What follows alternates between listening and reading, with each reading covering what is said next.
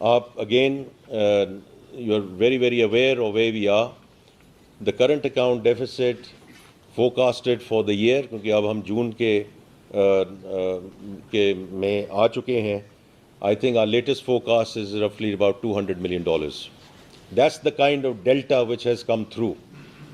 और इसमें 3 महीने इस साल के एक्चुअली करंट अकाउंट सरप्लस में गए, और मई का मेरे पास फाइनल नंबर इस वक्त नहीं है, but if I just look at the 3.2 billion remittance का नंबर जो आया है during the month of May, I am pretty sure कि it will be another month where we will show a surplus, which will then lead to जो हमारा ख्याल था जब हुकूमत में आए इनटू रियलिटी.